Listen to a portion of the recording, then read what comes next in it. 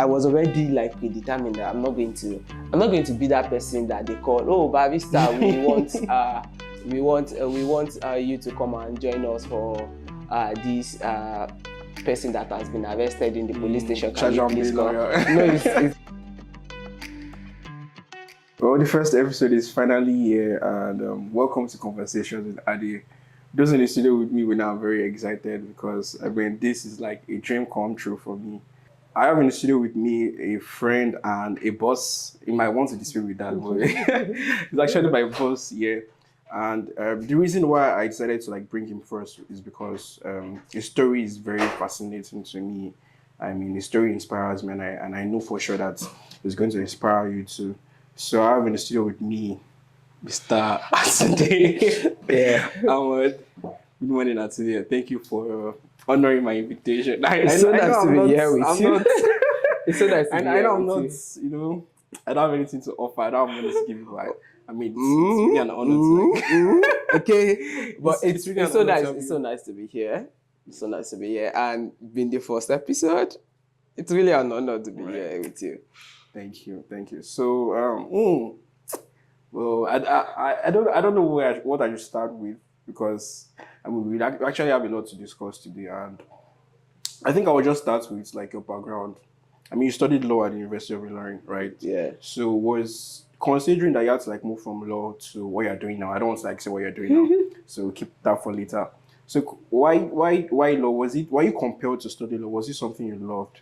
Because I'm trying to imagine why you would move from law to what you're doing currently. So was law something you actually wanted to do right from the start, or maybe you were forced, or maybe you saw someone around you that was into studying law and you felt you also wanted to study law? Okay, so why study law for me is just the normalcy.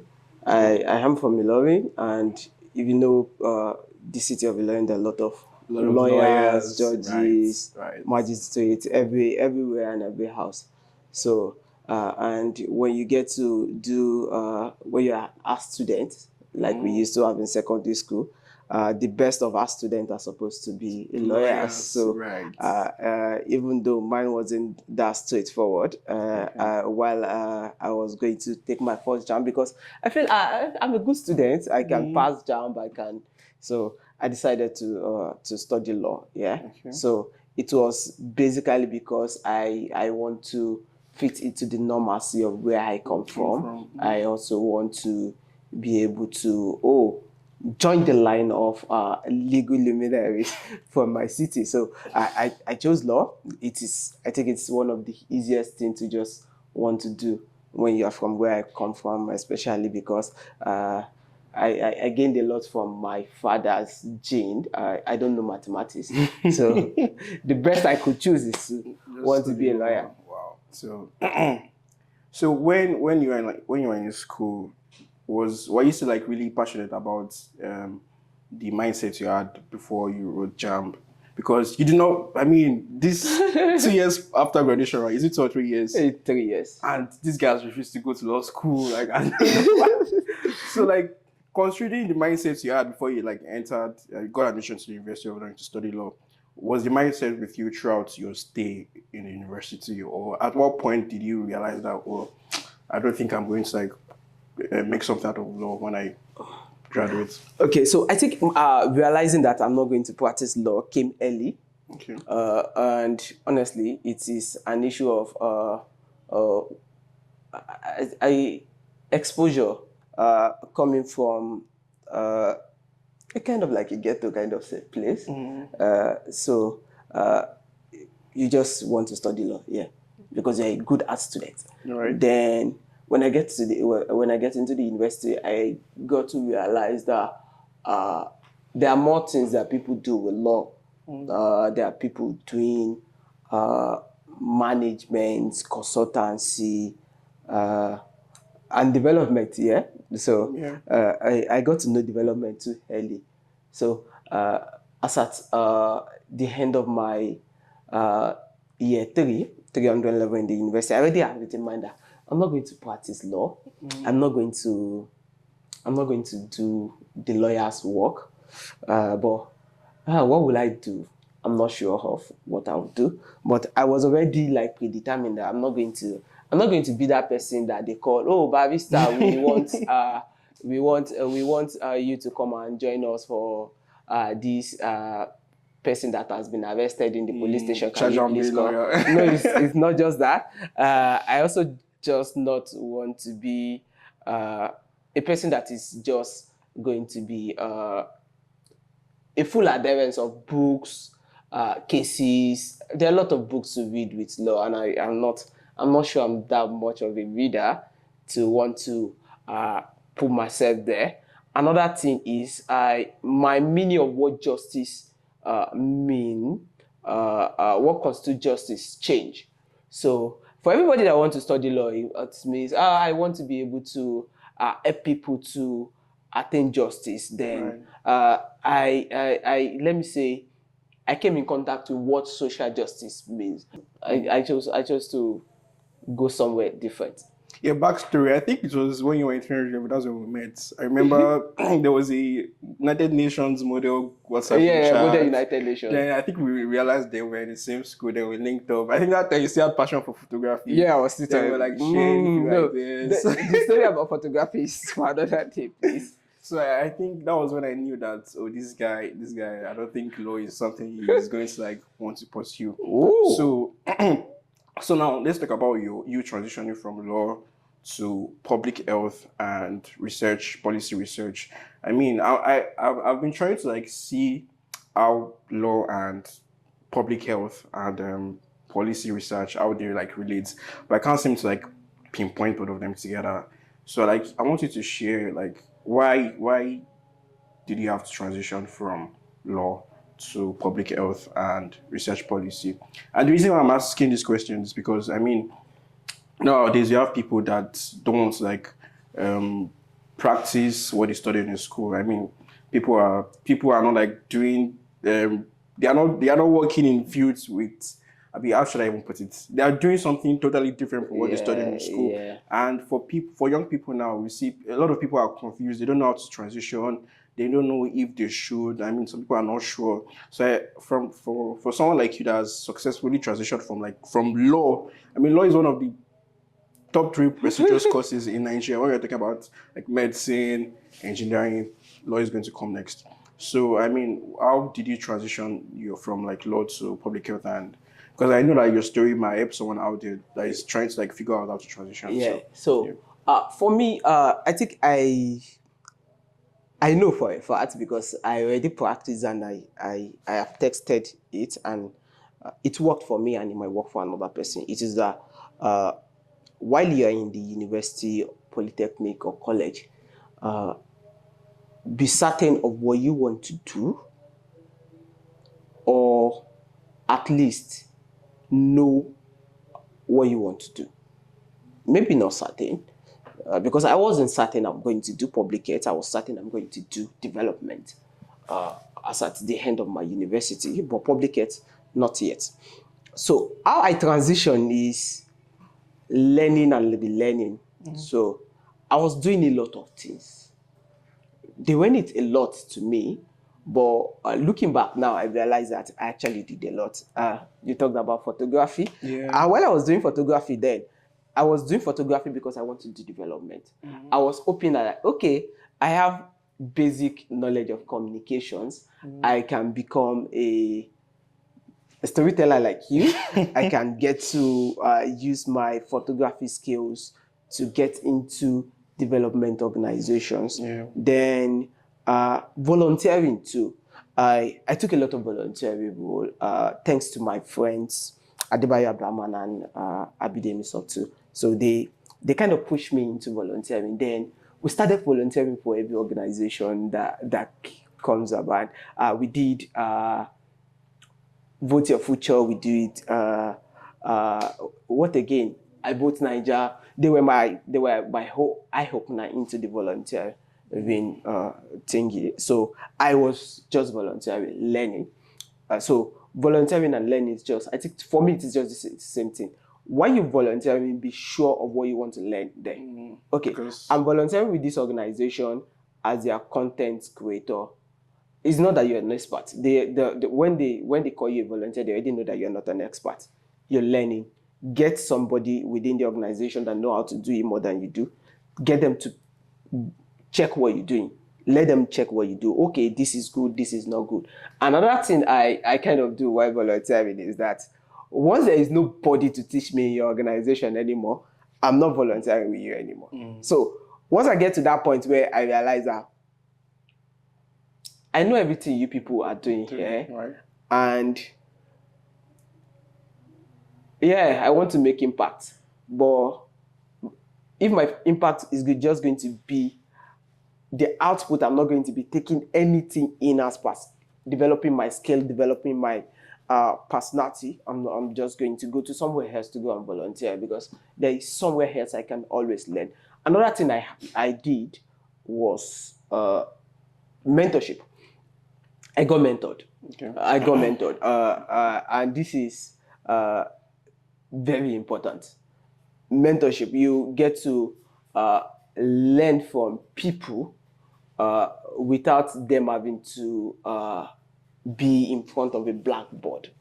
They passively, you get to learn what they do, how they do it, hear their stories, see them do things. So for me, while starting out as a researcher, it was more of voluntary role. So I volunteered with Gallup Nigeria, and that was my first. remember. That was my first research, major research we're in the same role, group. I was also- policy research yeah. role. And till today, I still tell people that the best of my study, to me, people say they like some other study, but the best of my study is still the study I did with Gallup Nigeria because it was. I just graduated from a law faculty and I'm doing a study solely focused on public health.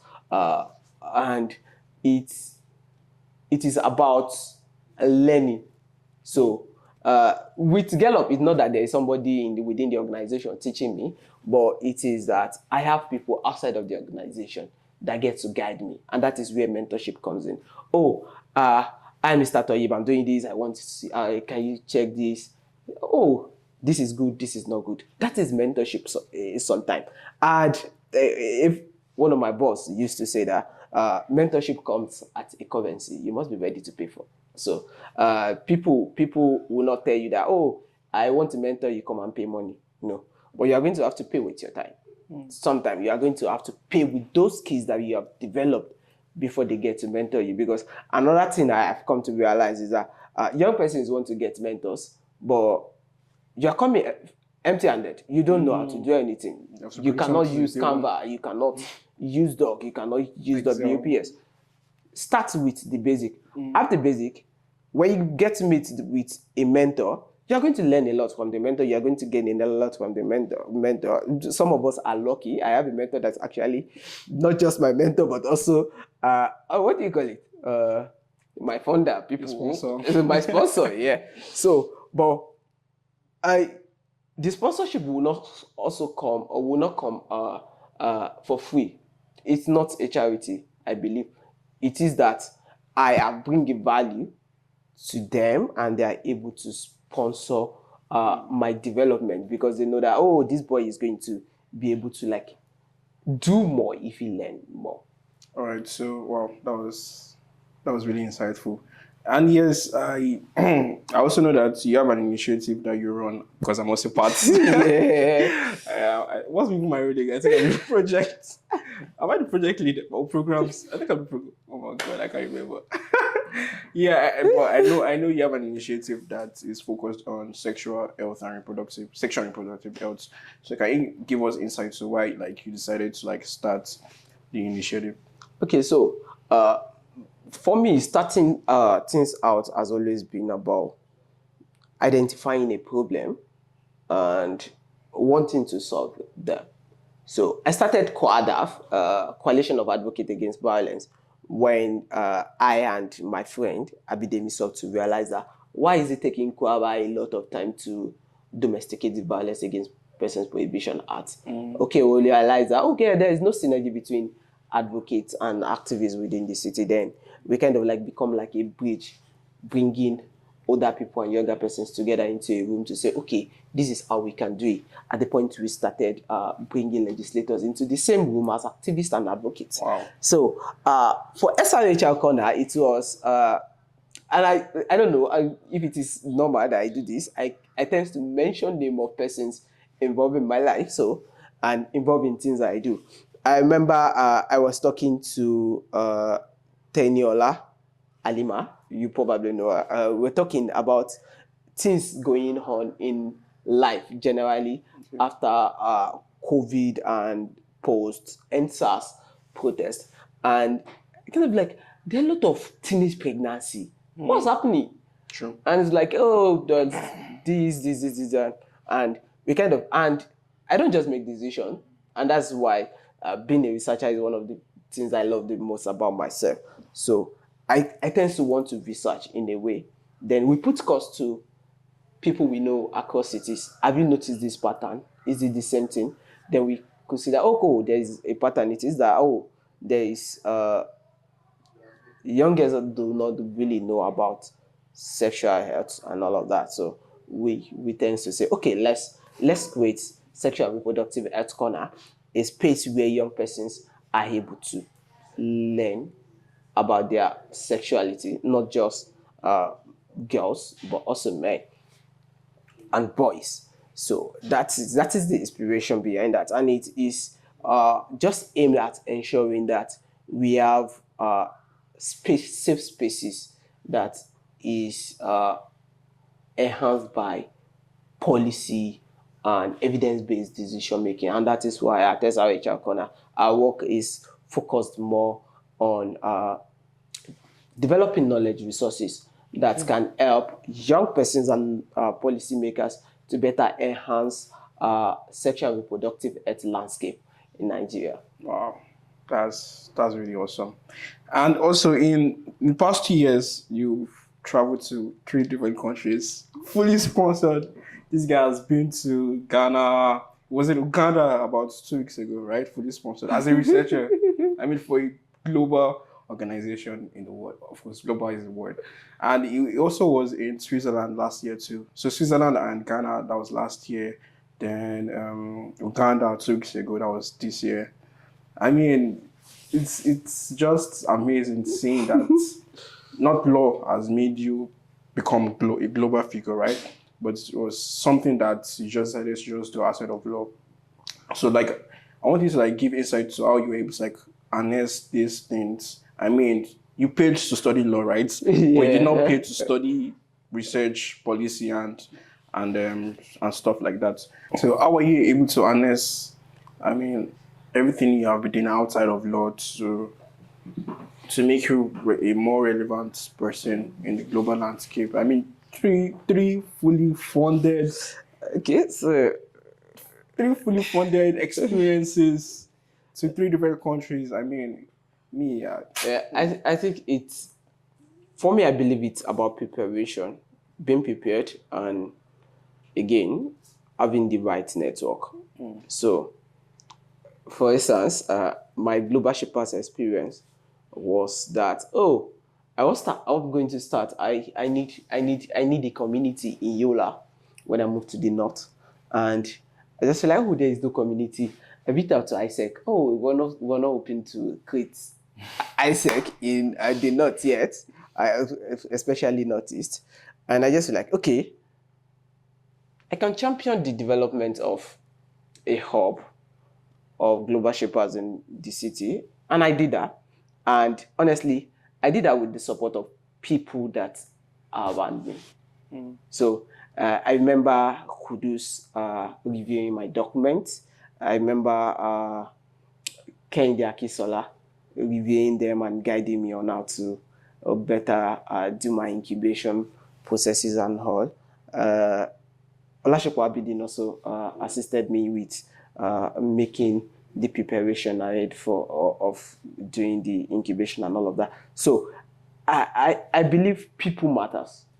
So your network is going to go a long way to help you with this thing, because it's not every time that you're just going to draft or write an application and believe that your application is the best. You should have persons who review it for you. Maybe not because they are better, but because you need some persons to just check it. Another thing about my own international experience and using research is that I just believe that tell your own story. Tell your own story.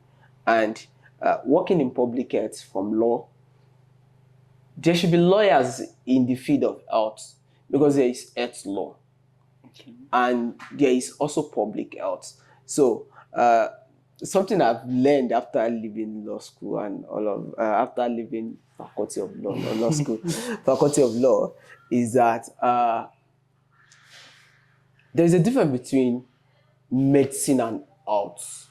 They differs. There is also a difference between health and public health, and we have a lot of persons within the space of health doing medical law, but there isn't so many persons doing health policy that have the law background.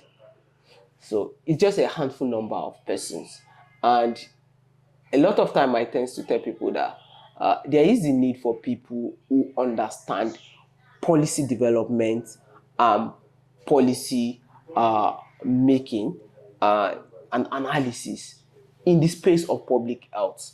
There are a lot of people, biostatistician, epidemiologists, and all of them within the public health space. However, who checks the law that we have in the city? Who checks the policy that we have in the city to know whether or not they are impacting on the health of people and what the impact of people's health is going to be on the policy being made? So, and that is that. So, for my international experiences, that's always been that, okay, you people should come and hear me. I have a law background and I'm interested in health. Just tell your stories. Tell your stories. Fuse what you have. Fuse all of them together. My background in law also helps my research. I used to tell people that a higher percentage, let me say, of what you do as a law student is research. They always want you to write long tests during exam. They want to give you an assignment and expect you to submit something voluminous. All of that requires research. What I have just done is built upon it, learning methodologies and putting that out as a core skills. Also considering the fact that not so much persons like research, or people do not like academic writing, and they do not like research. So So a lot of work. I remember during my undergraduate thesis, research is not. I don't think I would ever want like that much research. no, I always want to do research. It's a lot of work. So right, wow. Do you think you'd ever go back to law school? Is there any word where you would go to law school? When my dad says this, he do. Okay, so law school for me right now is,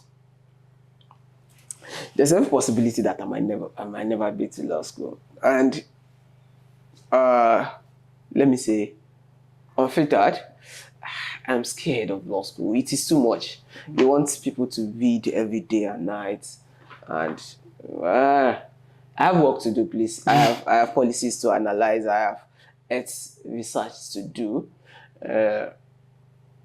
Maybe because I believe right now that I am where I want to be. I want to be a researcher.